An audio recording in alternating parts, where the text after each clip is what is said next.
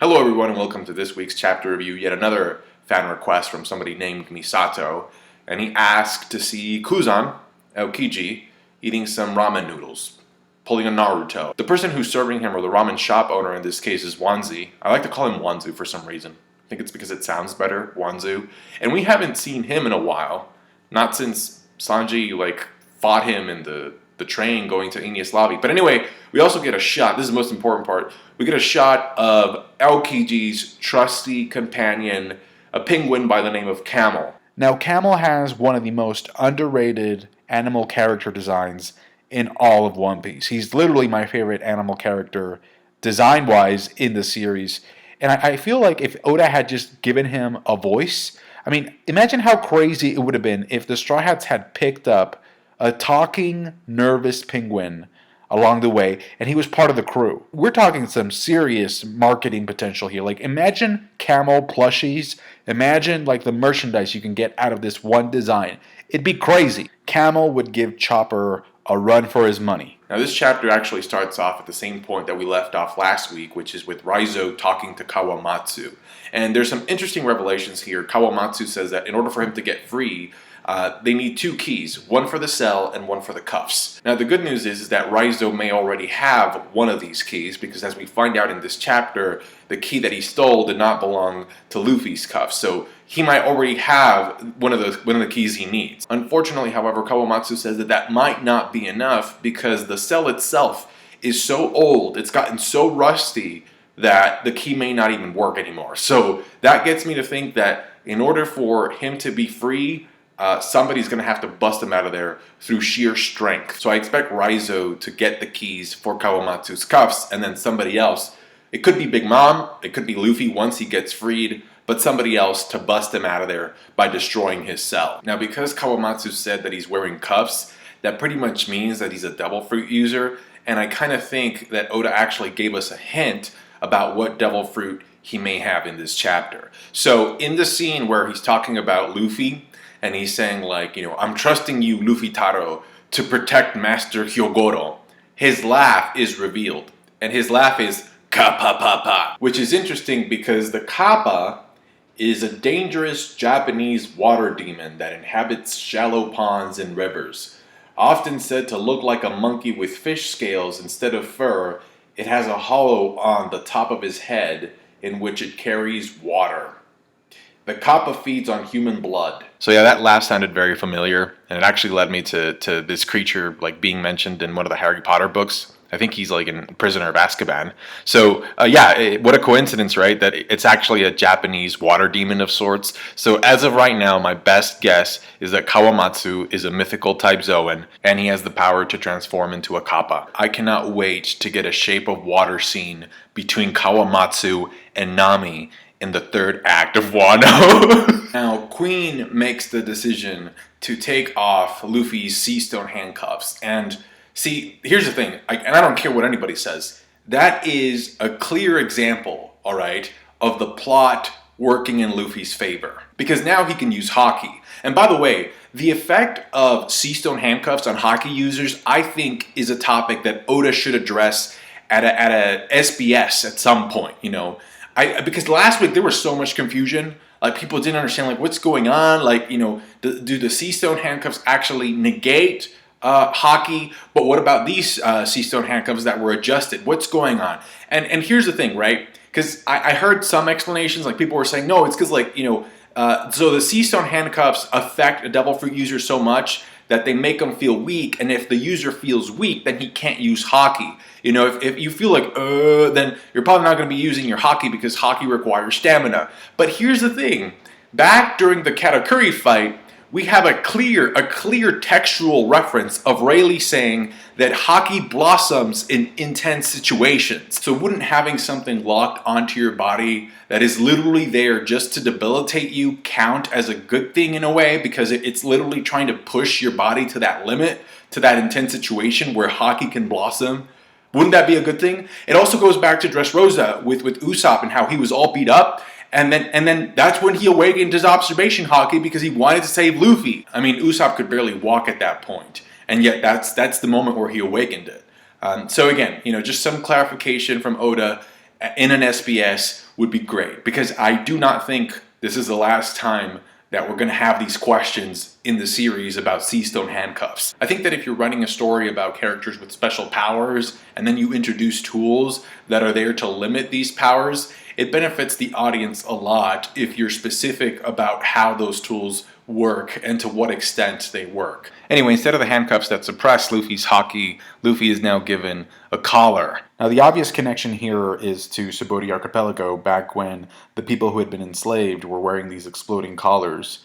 And Wrigley was actually able to remove Kami's at the auction house. Now, the thing about that scene, though, is that it's never truly, 100% explained how he was able to do that. All we know for a fact is that he used haki to do it. The anime makes it seem as if it's just King's haki, but we don't really know up until this point. We don't really know whether it was he coated the collar with armament and created a barrier around it to stop it from exploding immediately, or did he use observation haki, maybe even future sight, to look into the future and time his reaction or his response? Or it could be another unknown function of King's haki where he was somehow able to pause the explosion and then release it and then have it explode. Whatever the case may be, though, I think it'd be cool to find out what exactly Rayleigh did through Luffy, So in this situation, if Luffy removes it, we can get that specificity, those details. Then again, according to Balloon Guy, aka Queen, he actually mentions that the collar is made so that Luffy won't be able to remove it by himself. So maybe another haki user has to come in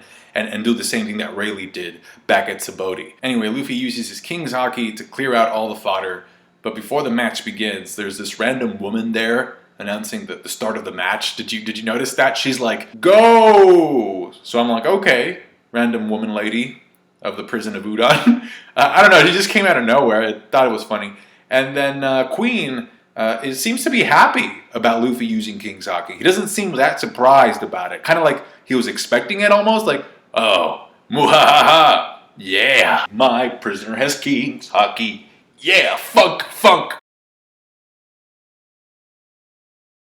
We move on to the bathhouse scene, during which Oda decides to introduce a character quirk for Drake. And it turns out that Drake's character quirk is a more subdued, weaker version of Sanji's quirk, in the sense that he has a weakness for women. Now, what I find very interesting here, fascinating actually, is that nobody even mentions page 1, at all. It's almost as if the characters forgot about his existence. I like how Robin's eye pops out of Shinobu's pigtail, because sometimes I forget that Robin can do these things. But yeah, it was a cool touch there after Hawkins tells everybody to line up. And they know about the moon tattoo and how they could be allies to the Kazuki rebellion. I don't know if this was supposed to be intentional, but I found it funny how in the same chapter, Luffy is busy knocking out fodder with his King's haki, and in the same chapter, Nami knocks out some people with her happiness punch. Because they're both similar concepts. They both have a wide range of effect, except one requires haki and the other one requires Nami's voluptuous body. Now, usually scenes where Nami is in the bath it's only one scene in one chapter of every arc. So I was surprised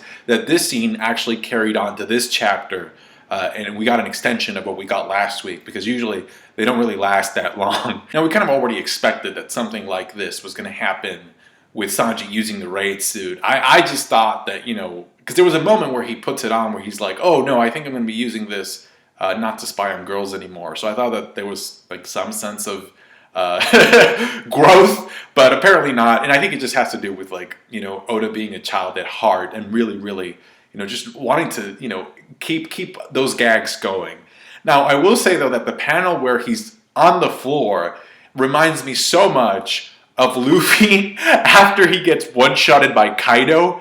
It's literally the exact same thing. You know what's funny is that in that panel where Nami's towel drops, there's actually a woman who's also getting a nosebleed. I wonder what would have happened to Drake if he had seen Nami as well. Anyway, he falls to the ground trembling, and then there's a little callback to the fact that both Hawkins and Drake are from the North Blue, which we knew. I mean, I think I've said that before. They're both from the North Blue. That's where Germa 66 is from.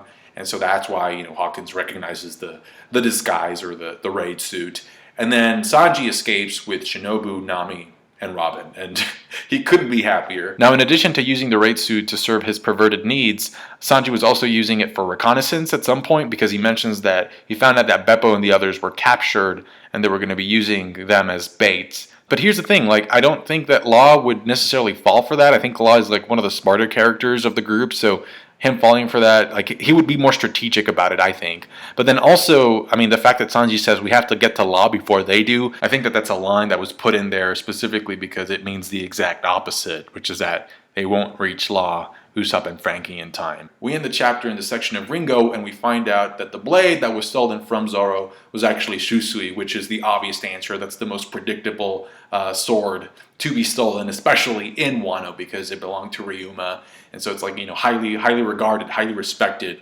And it was returned to his grave, or at least that's what the weapons collector said, that he returned the sword to its rightful grave, quote unquote. And I think it's very smart of Oda to completely off-panel that sequence of Zoro getting his sword taken from him, because that would just make Zoro not look very good. Now this guy's pretty big in comparison to Zoro, and he's using a Bisento, which is the same type of weapon that Whitebeard used to use. This could totally be a stereotype, but the fact that this guy, this bandit, has a lot of weapons on him kind of makes me think that he's not all that strong, because I think like strong people are confident enough that they just use one weapon, if at all, because they're confident in their ability. So I kind of get the feeling that this is just going to be a warm-up fight for Zoro, if at all, and then he can just take the weapons and, you know, be on his way, you know, and possibly venture, you know, into Ringo. Now, because this is Wano and it's just full of Japanese references, it comes as no surprise that this character, this bandit guy, is actually based off of Benkei. I read it off of Jaimini, and then I did my own research, and Benkei was this warrior monk of sorts, and he was basically trying to collect 1,000 swords from samurai warriors, and he got to up to 99 swords, but then he was defeated, and he was defeated at a bridge by a much shorter man, okay? So what does that tell you? Now, according to the story, after Benkei gets defeated, he gets frustrated, and he looks for revenge. So he challenges this guy again, the guy that he lost to, he challenges him again, and he loses for a second time. And then after that, he becomes this guy's retainer. So this warrior defeats Benkei, earns his trust, and proves his worth, and then Benkei begins to respect him, and then ultimately he joins forces with him, and he fights alongside him in a war. So there you go. You can check off Zoro's first recruit. Who else is there? Do you remember? Brooke. Brooke that's where we last saw him. He was there with the girls, with Nami, Robin, and Shinobu, and he was not allowed to go to the bathhouse, so I'm pretty sure that Brooke is there, so Zoro might bump into him. Now, the final line of the chapter is just super interesting, and it's actually kind of confusing, because I don't know who said this. It says, "You will die by the hand of the one you stole from, you thief." Is that Zoro or is that the bandit saying it? Because if it's the bandit saying it, that almost makes it sound as if he's saying that Ryuma is going to come back to fight Zoro or something like that. But even with that aside, I mean, the fact that we know that Ryuma is buried in Ringo now, the fact that we know that Brooke is there, the fact that we know what kind of a devil fruit Brooke has, how he can manipulate his soul and, you know, kind of like sort of reanimate himself. I mean, that cannot be a coincidence, and I think that's just opening up the door for some supernatural Ryuma content / activity to happen. So hopefully we get some juicy Ryuma / Wano / sword information that we didn't have before in the near future. Overall, I thought the chapter was okay. I think, like, comparatively speaking, like, I think the first act of Wano is just really, really strong. And so I'm still kind of waiting for this second act to reach that level. Because I think the first act was just tremendous. That's going to do it for me. Thanks a bunch for watching. If you appreciated the review, you know what to do. Subscribe if you haven't done so already for more One Piece content. Catch you guys later. Take care. Bye.